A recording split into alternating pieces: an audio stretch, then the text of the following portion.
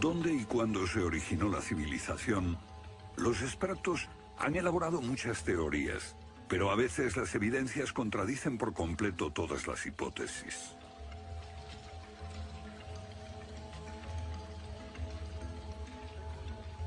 Bajo el suelo congelado de Siberia se han encontrado especies animales extinguidas por un repentino cataclismo global, como el mamut gigante. También se han descubierto mapas muy antiguos que muestran la Antártida siglos antes de que fuese descubierta. Este mapa tiene centenares de años y describe la auténtica configuración de la Tierra de la reina Maud, que está oculta bajo 1 kilómetro de hielos, y su configuración real no se conoció hasta 1949. Hace 100 años, un arqueólogo concluyó que la antigua ciudad de Tiahuanaco, en Bolivia, fue un observatorio estelar alineado con el Sol y las estrellas. Calculó que tendría 17.000 años. Su afirmación fue puesta en ridículo hasta hace poco tiempo. La única corrección que yo haría se debe a que ahora contamos con mejores mediciones, y sospecho que su antigüedad sería de unos 12.000 años. Tiahuanaco es la ciudad más antigua que conocemos en toda la Tierra.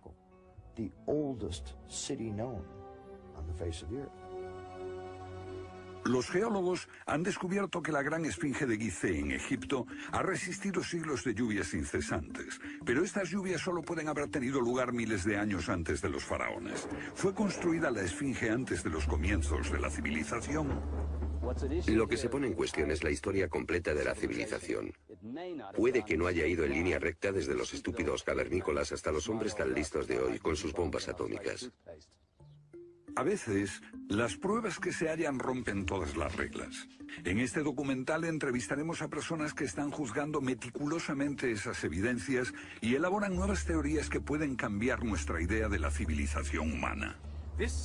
Esta enorme cara fue tallada por los antiguos olmecas de México.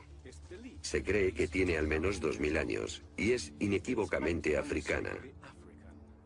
Sin embargo, se supone que los negros no llegaron a América hasta después de Colón. En su libro De la Atlántida a la Esfinge, el escritor Colin Wilson recoge indicios de lo que él y otros creen que son los rastros de una avanzada cultura anterior al comienzo de la historia.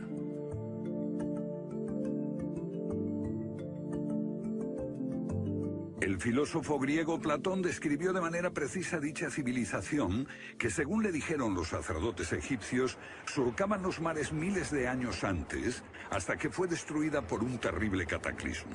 Platón la llamó Atlántida.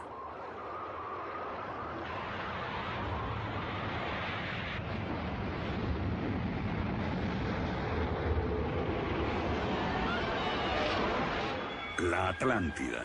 Un terrible cataclismo. Sabemos de una catástrofe así por otro mito, el diluvio bíblico, Noé y su arca, un mito igualmente despreciado por los científicos.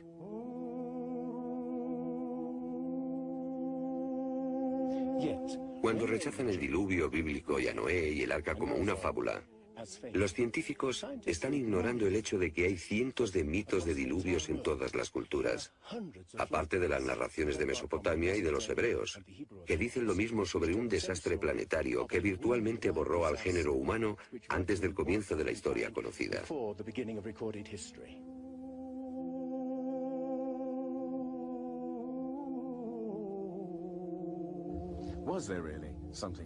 ¿Hubo realmente algo parecido a un diluvio? Y si así fue, ¿existió una civilización anterior a todas las otras? Digo una civilización, y no la Atlántida. Porque en cuanto se menciona la Atlántida, el científico exclama, «Oh, no», y deja de escucharnos. ¿Pero es neutral la ciencia? ¿Lo es realmente cuando afirma «limítese a los hechos como punto de partida»? La ciencia ha tendido a centrarse más en teorías que en hechos. Una teoría surge para explicar unos hechos, pero otros se dejan de lado.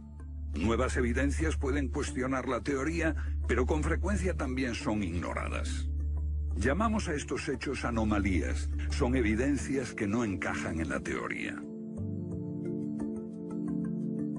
En su polémico libro Arqueología Prohibida, los científicos Thompson y Cremo muestran lo que ocurre cuando una evidencia contradice las teorías científicas. En los últimos 150 años, los arqueólogos y antropólogos han enterrado tantas evidencias como las que han desenterrado, literalmente. Básicamente estamos ante lo que llamamos un filtro del conocimiento. Este es un rasgo fundamental de la ciencia y de la naturaleza humana. La gente tiende a filtrar cosas que no convienen. Cuando los científicos ven que algo no se ajusta al paradigma aceptado, tienden a eliminarlo. No se enseña, no se discute, y la gente ni siquiera se entera de ello.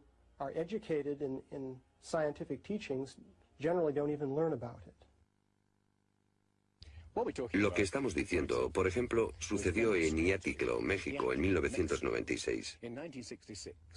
Cuando la arqueóloga Janestine McIntyre amenazó con echar abajo la teoría convencional de que el ser humano es relativamente nuevo en la Tierra, que llegó a Siberia hace unos 30.000 años y en América hace unos 20.000 años. En México, la arqueóloga Stine McIntyre descubrió herramientas de piedra y huesos humanos y los sometió a una batería de pruebas científicas. En 1966 pensamos que era un yacimiento antiguo y creímos que tendría unos 20.000 años. En aquella época se pensó que era demasiado tiempo. Cuando lo datamos mediante una batería de método supimos que tenía 250.000 años. Sinceramente yo me hubiera sentido feliz con los 250.000 años. Fui ingenuo y pensé, bien, voy a dejar de pensar en las fechas. Tenemos la información. Hemos conseguido los hechos. Tomemos estos hechos y partamos de ahí. No me di cuenta de que arruinaría mi carrera por completo. Todas sus oportunidades profesionales se frustraron. El yacimiento fue cerrado. Los permisos para investigar denegados sistemáticamente. No obstante, más de 30 años después, unos arqueólogos descubrieron en Siberia vestigios de seres humanos de 300.000 años de antigüedad. Una fecha que de repente hizo que la datación de Jan McIntyre no pareciese tan improbable después de todo. No es necesariamente una conspiración deliberada. No decimos que se trate de personas reunidas en una habitación y diciendo, vamos a engañar a la gente. Es algo que ocurre automáticamente en la comunidad científica. Cuando una evidencia difiere de la teoría predominante, no se habla de ella, no se da información. Y eso significa que la ciencia deja de progresar de la forma en que uno desearía.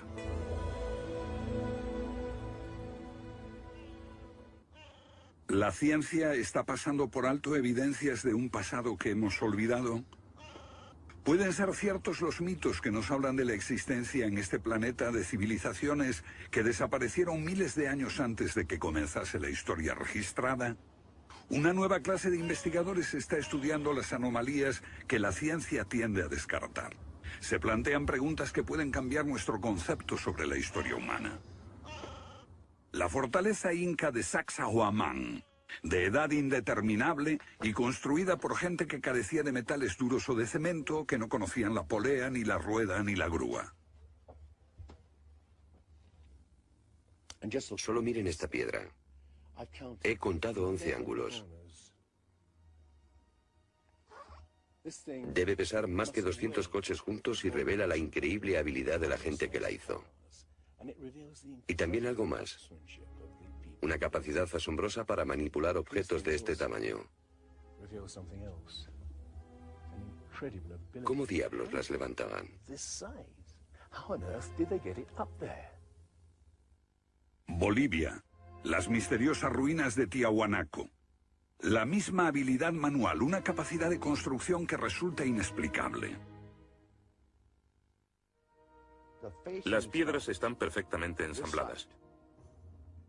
Intentemos insertar una aguja en cualquier punto de las junturas. La aguja no entra.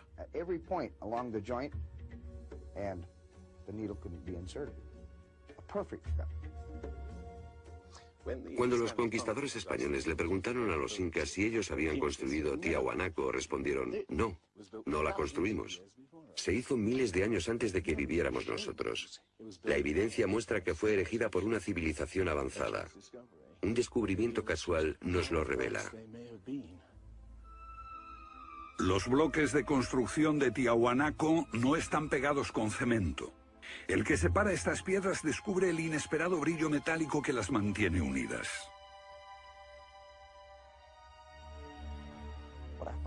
Lo que encuentro asombroso es que para trasladarlas a cada uno de los lugares donde empleaban este material, ellos tenían que contar con una especie de planta de fundición móvil para licuar el metal. Y aquí hay un uso similar de tornillos metálicos y piedras finamente unidas, como esta en forma de L. Pero estamos en otro continente. África, Egipto, la tierra de las pirámides. Las 3 pirámides de Gizeh, una maravilla del mundo antiguo. Otro pueblo que no conocía la rueda, ni la polea, ni la grúa. ¿Cómo podían transportar bloques de 100 toneladas? Su tecnología no se puede explicar ni imitar.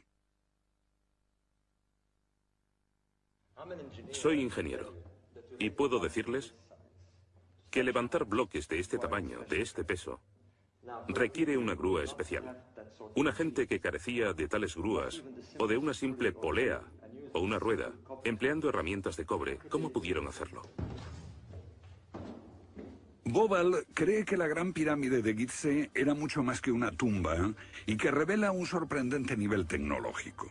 En su libro Guardián del Génesis, Robert Bobal y Graham Hancock enumeran muchas hazañas inexplicables. Chris Dunn, experto en perforaciones. Bueno, permítanme una pregunta. ¿Cómo cree que lo hicieron? El sarcófago de la Cámara del Rey.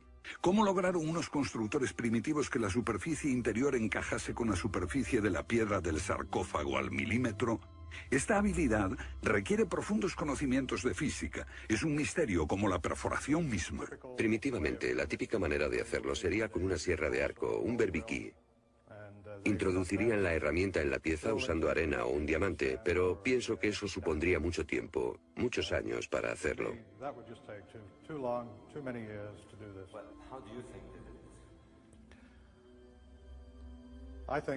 Creo que debieron haber usado herramientas más potentes. Hoy, para perforar esto, tendríamos que hacerlo a una velocidad de 6-10 milímetros por revolución de taladro en el granito. Ellos lo hicieron más rápido de lo que lo haríamos nosotros. Más rápido, investigadores como Chris Dunn se preguntan acerca del propósito de emplear este raro instrumento en un friso oculto. Taladros superpotentes. Esto parece una conclusión precipitada. Los indicios de un taladro de alta velocidad se erigen en otro misterio sin resolver. Ahora miren esto. La increíble precisión de la mano de obra. La total suavidad de las paredes en esta supuesta tumba para bueyes sagrados. Y que implica un alto nivel de destreza. Por supuesto, eso podría explicarse en términos de cientos de obreros puliéndolas durante 10 años seguidos. Pero, si hablamos del misterio de los vasos egipcios, no como este vaso de arcilla que acabo de comprar, sino vasos hechos de alabastro, basalto e incluso diorita, que es la piedra más dura de todas.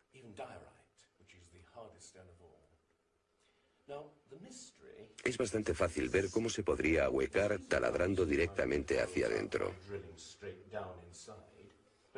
Pero, ¿qué pasa con los ángulos?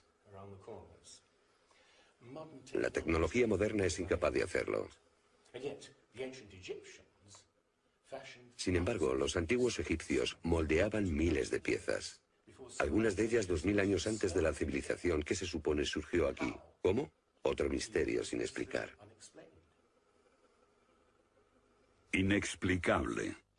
¿Cómo pudieron los constructores alinear sus gigantescas pirámides con los puntos cardinales tan impecablemente?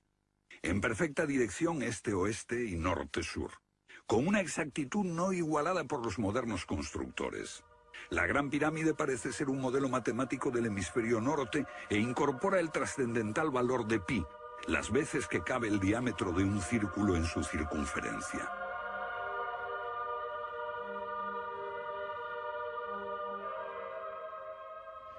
Está claro que lo que aquí tenemos es un avanzado sistema de matemáticas y tecnología, en un tiempo que no conocía su existencia. Para lograr estos resultados, los antiguos constructores tenían que usar un eclímetro de 52 grados. Cualquiera otro no valdría. Pero no solo los egipcios conocían el valor pi. Ese valor también está representado en la pendiente de esta pirámide y en el extraño ángulo que le dieron sus constructores, en Teotihuacán, México, el lugar que los indios llamaban Ciudad de los Dioses.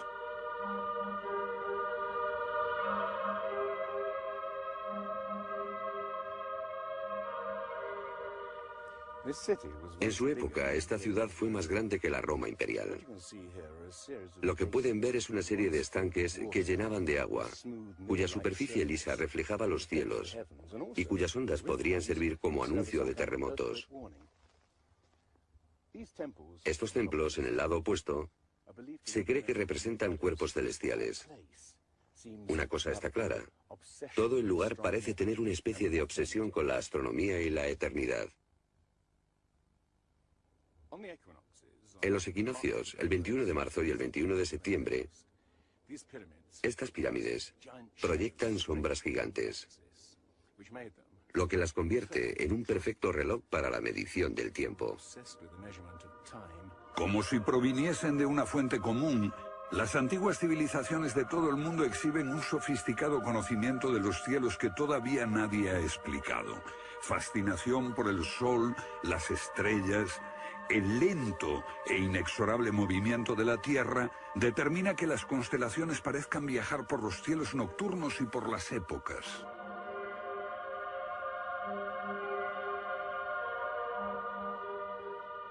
Según los estudiosos, los antiguos egipcios no tenían un gran conocimiento de la astronomía. Pero en el templo de Dendera hay muestras de su sofisticado conocimiento del cielo. Miren las constelaciones del zodíaco: Leo, Tauro, Piscis. Y aquí, la constelación de Orión. Bauval cree que la astronomía es la llave de muchos misterios de las pirámides. Los antiguos egipcios veían en la constelación de Orión a su dios Osiris, señor de los muertos y la vida ultraterrena. Bauval halló el reflejo de ese dios en las pirámides de Gizeh.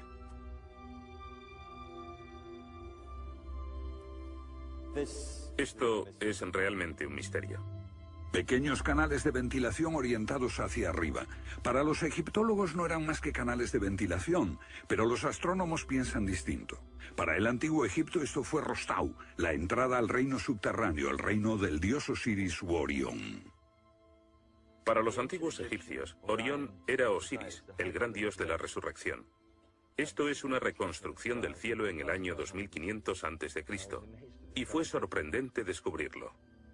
Los canales apuntan a Orión y a la estrella Sirio, que era Isis, la esposa de Osiris. En textos antiguos, Bauval descubrió que deben de haberles servido una ceremonia secreta para la resurrección de los faraones muertos, que renacían como estrellas en la constelación de Orión. Uno de esos textos dice: «Oh rey, permite que atraviese el serpenteante canal, la Vía Láctea, hasta el punto donde está Orión». Bauval cree que Osiris tenía tal importancia que los constructores emplazaron las tres pirámides de Gizeh para que fueran un reflejo terrestre de las tres estrellas del cinturón de Orión. Esa correlación fue solo el comienzo. Bauval descubrió que los antiguos habían dado nombre de estrellas a otras dos pirámides próximas. Esto le hizo entrever un plan más amplio y quedó perplejo. La constelación de Orión, el dios Osiris, estaba en el cielo y en la tierra.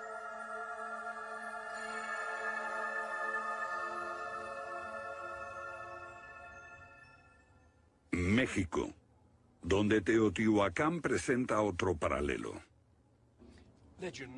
Una leyenda la llama la ciudad de los dioses y sugiere que su propósito era convertir a los hombres en seres celestiales. Como ocurre en Egipto con las pirámides de Giza, los mitos hablan de la reencarnación en las estrellas. Ese es el secreto de Teotihuacán.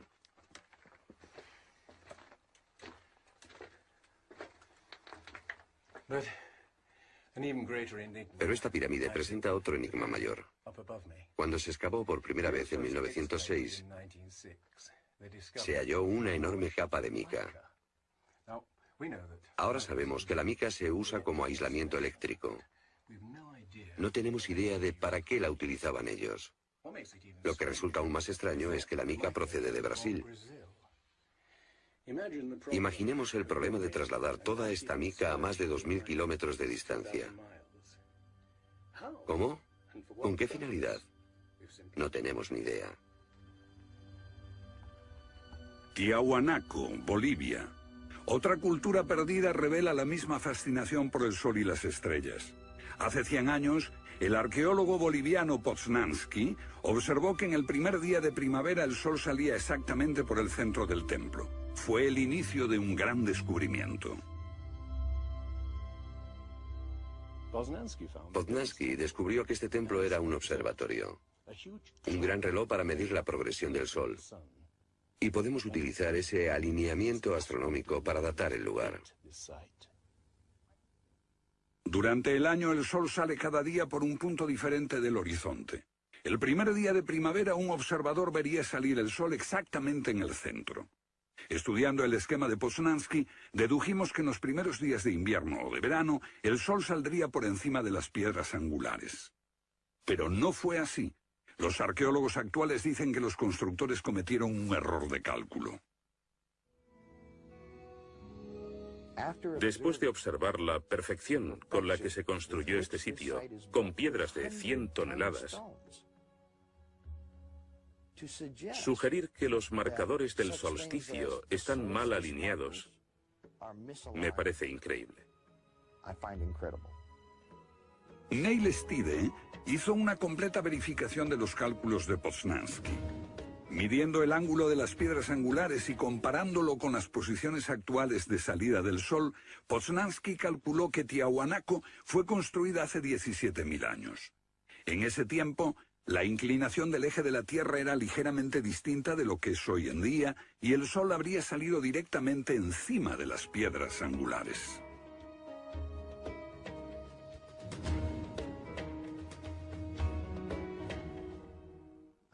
Yo sospecho que la fecha sería más bien de 12.000 años. Pero eso haría que todos nos cuestionásemos completamente los orígenes de la civilización. Una civilización perdida en el tiempo dejó sus huellas en varios lugares del mundo. Los sacerdotes egipcios dijeron al filósofo griego Platón que una civilización así habría existido hace 12.000 años. Pero según la ciencia, el ser humano abandonó la prehistoria hace solo 5.000 años. En Egipto, el investigador John West descubrió que la esfinge de Gizeh no resultó alterada por el clima de la misma forma que las construcciones del entorno, erosionadas por la arena y los vientos del desierto. En vez de un desgaste horizontal, la esfinge tiene marcas de erosión redondeadas y onduladas. No se necesita ser geólogo para mirar y ver lo que se debe al tipo de clima. Solo el agua cayendo copiosamente sobre las paredes del recinto pudo producir esos contornos redondeados.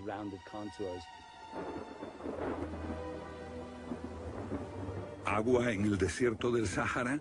Ciertamente no en tiempos de los faraones. Para eso hay que trasladarse a finales de la era glaciar. Unos 10.500 años antes de Cristo, miles de años antes de que existiesen los faraones. ¿Pero por qué entonces la esfinge tiene cabeza de faraón?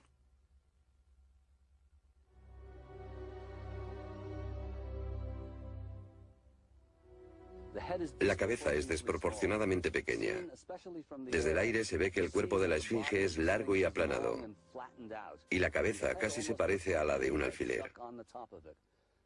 Para nosotros, esto indica que ha sido tallada más de una vez. En otras palabras, la cabeza se rehizo en algún momento de su larga historia. John West cree que la esfinge era originalmente un enorme león que un desconocido grupo de escultores modeló en la roca antes del 10.500 a.C. Se comenzó a erosionar cuando el final de la era glaciar alteró el clima y causó lluvias que cayeron durante siglos. Solo miles de años después un faraón habría tallado la cabeza con su propia imagen. ¿Tiene la esfinge más del doble de la antigüedad que creíamos? La teoría fue ridiculizada por los egiptólogos, pero los geólogos les respondieron que los hechos estaban allí. Más extraño aún, según Robert Bauval, la evidencia astronómica sugiere que las pirámides de Gizeh parecen revelar esa increíble antigüedad. La disposición de Gizeh coincidía misteriosamente con la posición de Orión en el año 10.500 a.C., cuando la esfinge miraba hacia Leo, su propia imagen en los cielos.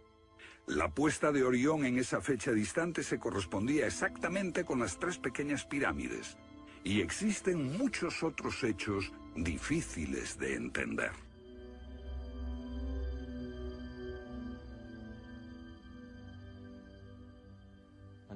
Esto coincide exactamente con las ideas que se desarrollaron tras los análisis geológicos de la esfinge. Dos ciencias sólidas indican que la esfinge podría remontarse al año 10.500 a.C.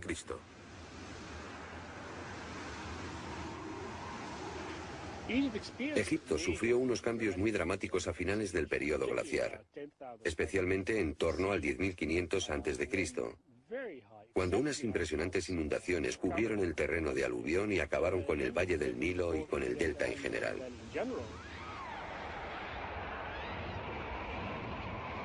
«10.500 años antes de Cristo, un periodo de inundaciones. ¿Pudieron los diseñadores de Gizeh remontarse a un tiempo tan distante? El tiempo de sus mitos dice que el dios Osiris y sus asistentes ascendieron del caos para traer los primeros frutos de la civilización. ¿De dónde vinieron?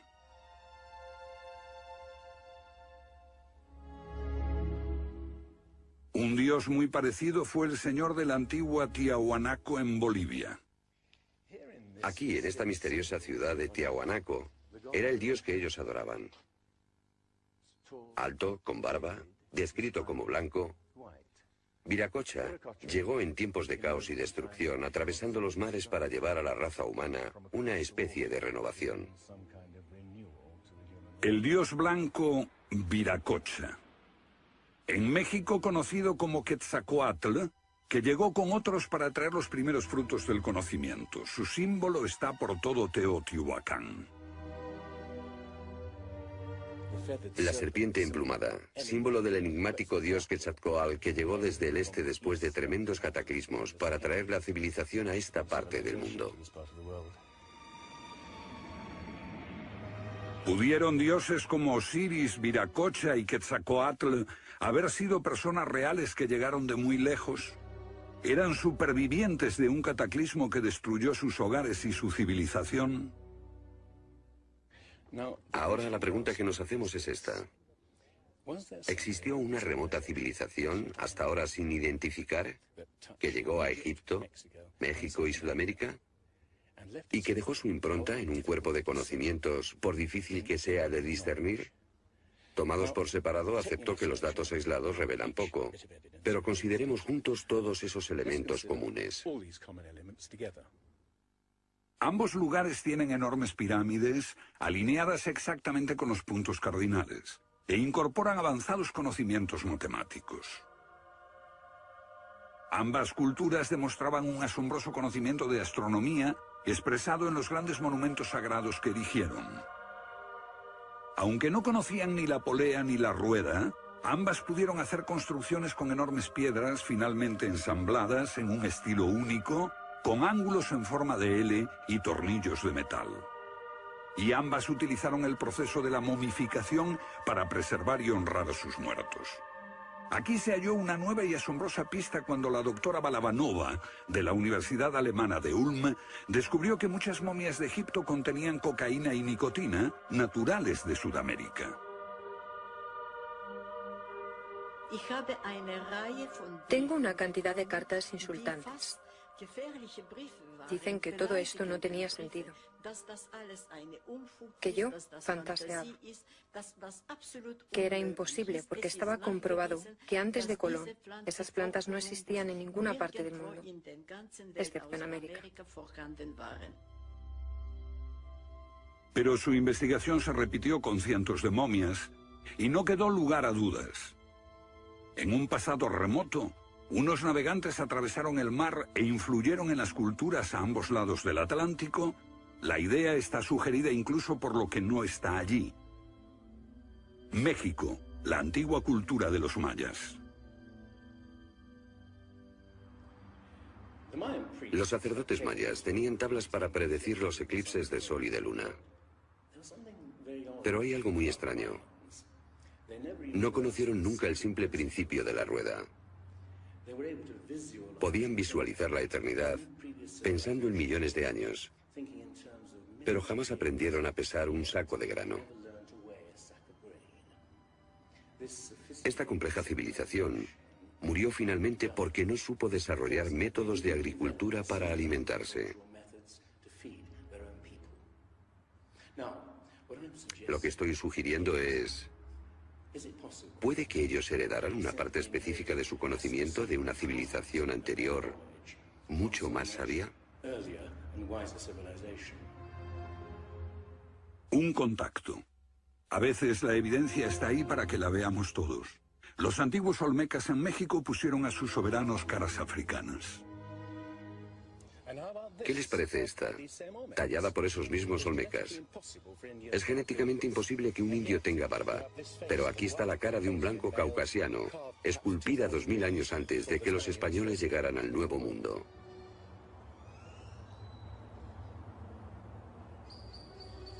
Caras de africanos y de caucasianos esculpidas muchos siglos antes de Colón. ¿De dónde vinieron? ¿Cómo llegaron aquí?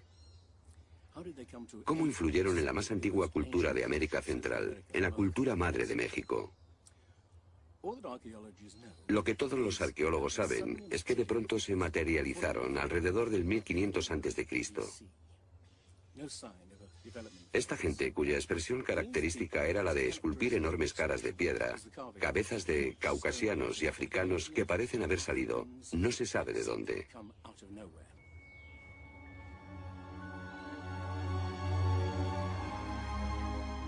Oaxaca, la antigua ciudadela del Monte Albán. Aquí, en el sur de México, está el último testimonio de esos misteriosos hombres.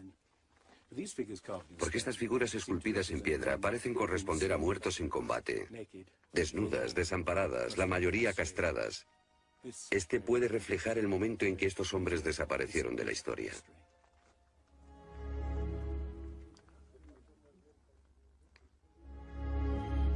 Entonces, ¿hubo una compleja civilización de navegantes que cruzó el Atlántico siglos antes de Colón? Pero tenemos otra evidencia. Estos son viejos mapas que sugieren que los antiguos marinos tenían un conocimiento de la Tierra que nunca se ha explicado. Un puzzle para los científicos de este siglo. En 1513 el almirante turco Piri Reis cartografió parte del mundo que nadie había visto hasta entonces. Colón solo exploró la zona del Caribe. No bajó a esta zona de Sudamérica, hasta la Antártida. No estuvo nunca por esa zona. Pero estos mapas muestran todos estos detalles con gran precisión, antes de que cualquier explorador europeo llegase a esas regiones. Este mapa, de muchos siglos, describe la configuración real de la tierra de la reina Maud, que ahora está sepultada bajo 1 kilómetro de hielo. Y su forma precisa no se determinó hasta 1949. Inexplicable. Los cartógrafos han meditado mucho sobre la extraña proyección cartográfica utilizada en el mapa. Hallaron un parecido con el que utiliza un moderno submarino nuclear que hace mediciones del mundo mientras se aleja de un punto de referencia. En este caso, el centro está en Egipto. ¿Es ese el hogar de los antiguos cartógrafos? El mapa muestra exactamente esta parte del mundo, pero hay más. Para mí el aspecto más significativo del mapa de Piri Reis es que describe exactamente la longitud. Algo que los europeos no fueron capaces de hacer hasta el siglo XVIII. La longitud. Esa historia comenzó en estas playas en 1707, cuando la flota inglesa navegaba por el Mediterráneo hacia Inglaterra. En aquellos días era bastante fácil determinar a qué distancia estaba el norte o el sur, midiendo el ángulo que el Sol y las estrellas formaban con la superficie de la Tierra. Pero no había técnicas para determinar lo lejos que estaba el este o el oeste. ¿Longitud? El almirante Sir Clutley Safell se enfureció cuando un marinero del oeste del país le dijo que estaba alejándose unas 20 millas del este y era probable que la flota naufragase en la costa. Cuando sus oficiales le dijeron que el rumbo era correcto, mandó ahorcar al marinero por insubordinación. En sus últimos momentos debió haber deseado no haberlo hecho. Los barcos se habían hundido antes por millares. Pero entonces la pérdida de una flota entera promovió la búsqueda de un reloj preciso para calcular la longitud. Tuvieron que pasar 2 generaciones antes de que finalmente se consiguiese. No obstante, el mapa de Piri-Reis ya mostraba un conocimiento de la longitud al menos 250 años antes. En el mapa de Piri-Reis se menciona el hecho de que se trate de una recopilación de muchas otras cartografías. Son copias de copias de copias. La mayoría de quienes los han estudiado creen que esos mapas proceden de los tiempos de Alejandro Magno, pero son incluso mucho más antiguos. Mapas del mundo confeccionados antes de que supiésemos navegar por los océanos. Técnicas de construcción inexplicables, un complejo conocimiento de las matemáticas y la astronomía. Si existió una tecnología tan avanzada capaz de dar sus conocimientos a los constructores de la Esfinge y a los pueblos de los Andes y México, ¿qué pasó con ella?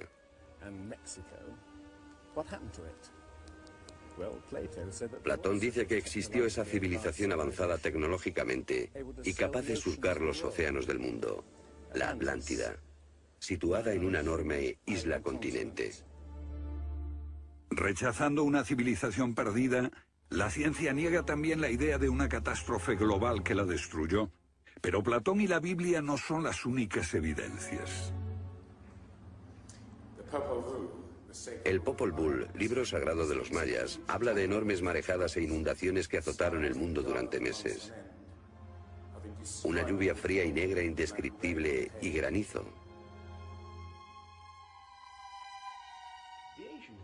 Los antiguos hablaban de tiempos de caos, de inundaciones y oscuridad de los cuales emergieron los dioses para dar forma a la tierra de Egipto.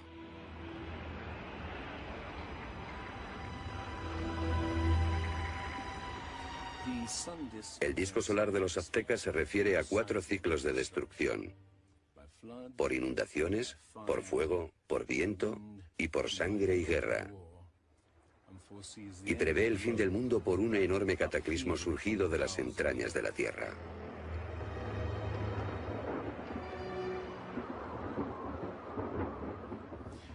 Otros mitos de la América antigua hablan de inundaciones apocalípticas y torrentes de fuego, de erupciones volcánicas y terremotos. Un pasado que no podemos recordar ni olvidar.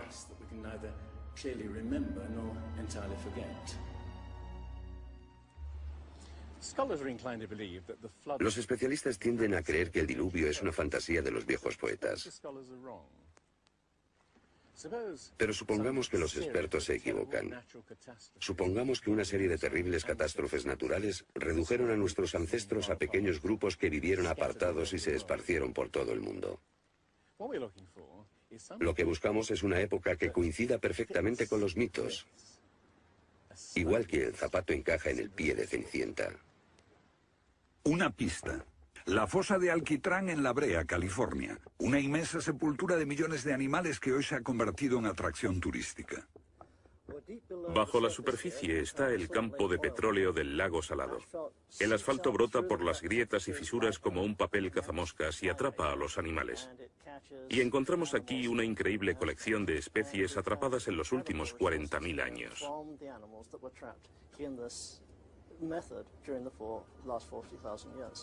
Esta fosa de Alquitrán puede leerse como un libro de tiempos remotos, cuando abundaban los animales y nosotros no los considerábamos como originarios de América. Mamuts, elefantes, rinocerontes, perezosos gigantes, tigres sable, incluso caballos y camellos. Después, una tremenda catástrofe los barrió, al parecer en unas pocas décadas, en torno al 10.500 a.C., hace más de 12.000 años. Todos los grandes animales, cualquier animal más grande que un coyote, se extinguieron en pocas décadas. Sí, fue sin duda una gran catástrofe.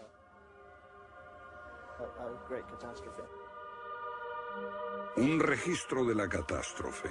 El fin de la era glaciar. En el 10.500 a.C., hace más de 12.000 años. Temperaturas que habían permanecido relativamente estables durante miles de años de pronto se elevaron. Un aumento de temperatura de más de 5 grados en un abrir y cerrar de ojos. Solo entre 3 a 10 años. Se trata del asombroso descubrimiento de unos científicos que perforaron la capa de hielo en Groenlandia para investigar los cambios en la atmósfera. El hielo de Groenlandia ha sido llamado por algunas personas la piedra roseta del clima, porque ver que el clima puede cambiar tan rápidamente es un enorme descubrimiento. Y este cambio ocurrió en un periodo de entre 3 años y una década. Hemos observado cambios espectaculares en la química de la Tierra.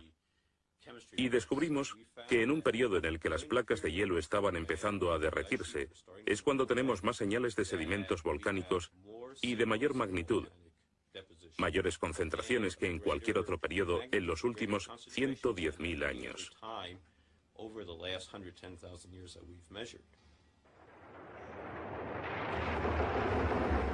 Un surgimiento de volcanes nunca visto, acompañado por desórdenes atmosféricos y gigantescas inundaciones.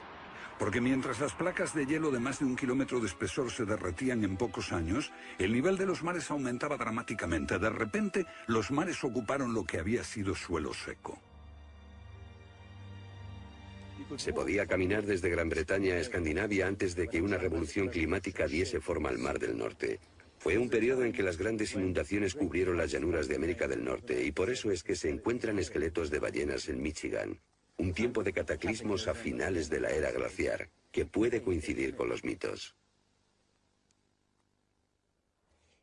Solo en el Nuevo Mundo se extinguieron alrededor de 70 especies de grandes animales. Mamuts, perezosos gigantes, camellos, caballos. Permítanme ponerlo en perspectiva. En los anteriores 200.000 años se había extinguido menos de 1/3 de esa cantidad. Y este modelo extraordinario de extinción se repitió en Europa y Asia. En las capas subterráneas de hielo de Siberia y Alaska se descubrió una masa enmarañada de huesos de millones de animales que perecieron en un cataclismo. El mamut gigante no murió a manos de los cazadores.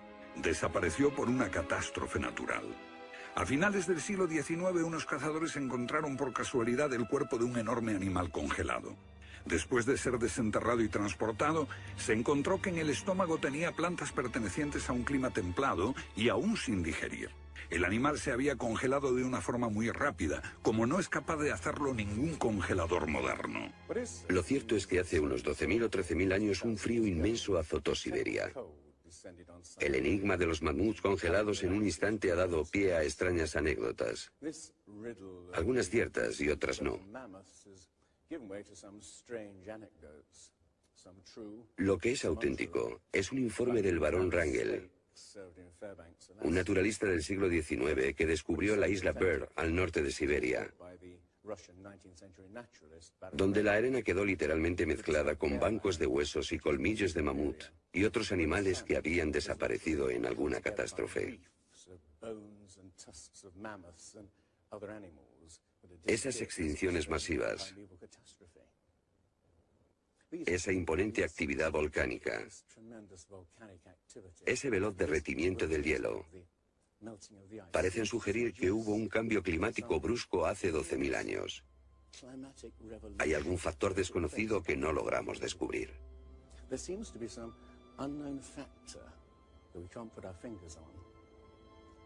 El fin de la era glaciar. ¿Qué provocó esa revolución? He aquí la gran cuestión. ¿Qué causó el cataclismo? Una de las mejores ideas la ha planteado Charles Hapgood, Él sugiere un desplazamiento repentino de la corteza terrestre. Toda la corteza de la Tierra es solo un tercio de un 1% de la masa terrestre. Como la piel de una naranja, si se suelta, se mueve. Más fina que una cáscara de huevo, la corteza de la Tierra queda apoyada en un interior líquido. La teoría imperante sobre la corteza terrestre es la de las placas tectónicas. Los continentes se separan lentamente durante cientos de millones de años. Aunque la ciencia rechazó esa teoría durante más de medio siglo, ahora niega también la idea de que la corteza pudo moverse en su conjunto y repentinamente. Pero un científico quedó hipnotizado por la idea. Se llamaba Albert Einstein.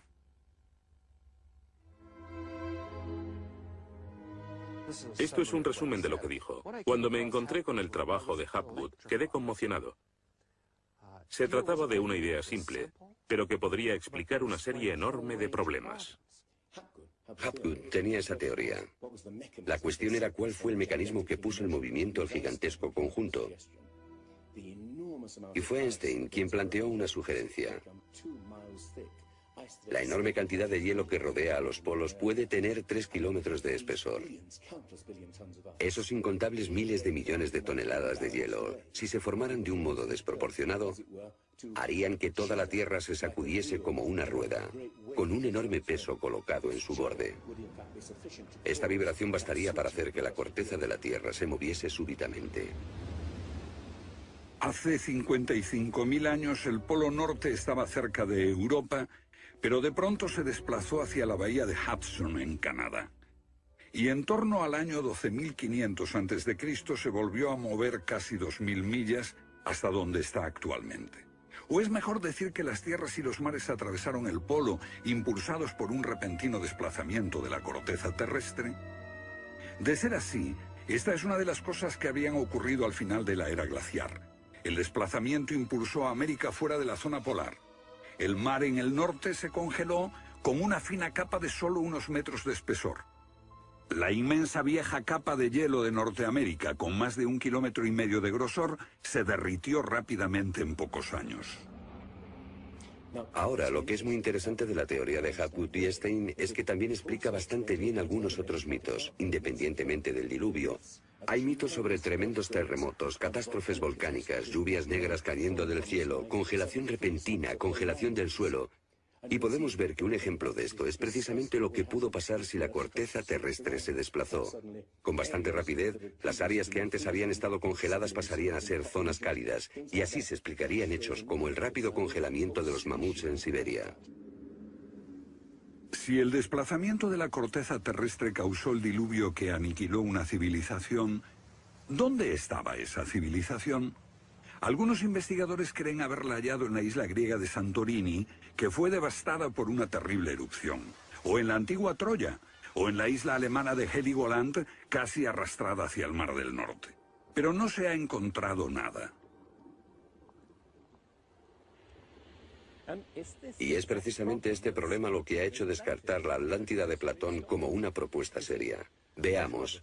Los oceanógrafos han cartografiado los suelos oceánicos y sencillamente no hay ningún continente perdido. ¿O sí? Platón describe la Atlántida como una vasta isla-continente con montañas, situada en medio del océano. Y el océano, por supuesto, es el océano que rodea toda la Tierra. Fue más tarde que comenzamos a dividir el océano en diferentes partes, llamándolo Atlántico, Pacífico, etc. En realidad el mundo tiene un solo océano. Y los mitos de todo el mundo son muy explícitos acerca de lo que pasa. El Sena-Vesta, de la literatura védica, describe que esa isla no solo se destruyó tras un diluvio, sino que está cubierta por nieve y hielo. De modo que estamos buscando una isla cubierta de nieve en medio del océano, y una gran candidata para este papel es la Antártida. Si el Polo Norte se desplazó, también debió hacerlo el Polo Sur. Flennat cree que hace 12.000 años una parte de la Antártida permanecía en zonas templadas y pudo haber albergado una civilización que desapareció cuando el continente se convirtió en el Polo Sur. Esa es la explicación que él encuentra en los mapas que muestran partes de la Antártida que están debajo del hielo.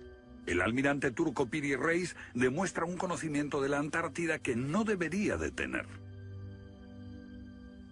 Tras examinarlos, especialistas en cartografía de la Armada y de las Fuerzas Aéreas nos dicen: hemos hecho comparaciones de picos salientes y de montañas. Hemos descubierto que coinciden de forma asombrosa. Lo que debemos enfatizar es que no estamos hablando de un mapa, el mapa de Piri Reis, que podría cuestionarse. Estamos hablando literalmente de docenas de mapas. Por ejemplo, el mapa Phineus de la Antártida es sumamente preciso en cuanto a la configuración, mostrando sistemas fluviales que existieron allí, pero que no se conocían en el siglo XVI. La Antártida no fue descubierta hasta cerca del año 1800. Entonces, ¿cómo pudieron los cartógrafos europeos representarla? Solo, cree Flenaz, si ellos la copiaron de copias de otras copias de mapas que se remontan milenios atrás. Hace solo unos 25 años supimos que bajo la capa de la Antártida existían unas islas, un continente bajo un océano helado. Sin embargo, esa información ya estaba aquí, en este mapa. Estas islas de aquí corresponden a este área, y el modelo de nevadas aquí es muy intenso. Nada aquí. Estas islas debajo de este punto se podrían haber unido entre ellas antes de unirse a la tierra firme. Así, lo que se describe aquí es algo que yo creo que verdaderamente ocurrió en torno al 8000 a.C. Puede que en el 6000 a.C. a lo sumo. No hay forma de saber cómo lo consiguieron, a menos que postulemos la existencia de una civilización con habilidades para la navegación y la confección de mapas que solo se reinventaron en nuestro tiempo.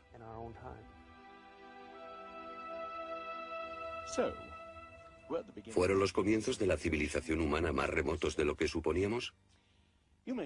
Puede que uno sienta que muchos elementos de esta hipótesis suponen conjeturas extravagantes que, vistas por separado, pueden ser todas discutibles. Pero si juntamos esas piezas, como las piezas de un puzzle, se empieza a ver que surge un modelo. Una civilización que se desvaneció y fue olvidada mucho antes de que comenzase el registro de la historia.